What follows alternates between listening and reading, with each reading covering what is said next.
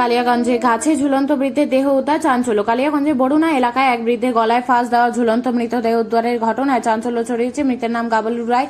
সোমবার দেহটি ময়না তদন্তের জন্য রায়গঞ্জ মেডিকেল কলেজ ও হাসপাতালে মর্গে পাঠায় পুলিশ। পরিবার সূত্রে জানা গিয়েছে, রবিবার বাড়ি ফাঁকা থাকার সুযোগে বাড়ির একটি গাছে গলায় ফাঁস দিয়ে আত্মঘাতী হন ওই বৃদ্ধ। খবর পেয়ে ঘটনাস্থলে পৌঁছে দেহ উদ্ধার করে পুলিশ। পরে ময়না তদন্তের জন্য পাঠানো হয়। পরিবারের সদস্যদের প্রাথমিক অনুমান, দীর্ঘদিন ধরে শারীরিক অসুস্থতায় ভুগছিলেন গাবালুর রায়। সেই কারণে মানসিক অবসাদ থেকে তিনি আত্মঘাতী হয়ে থাকতে পারেন বলে পরিবারের দাবি। যদিও মৃত্যুর প্রকৃত কারণ জানতে তদন্ত শুরু করেছে কালিয়াগঞ্জ থানার পুলিশ। আপনার নাম? সুবোধ রায়।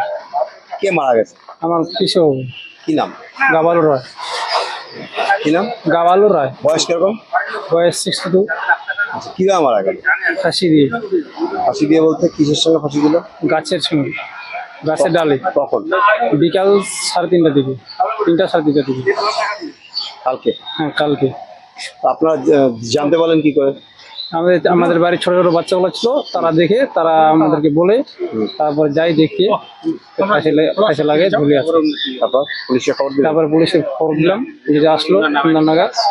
পুলিশ এসে বুড়িটাকে নামায়, তারপরে থানার মধ্যে নিয়ে আসলাম।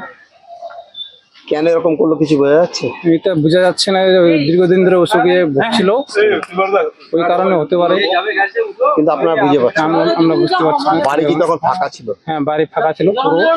ওনার কে কে আছে? আর ওনার একটা ছেলে আছে, আর ছেলে ছাড়া কেউ না।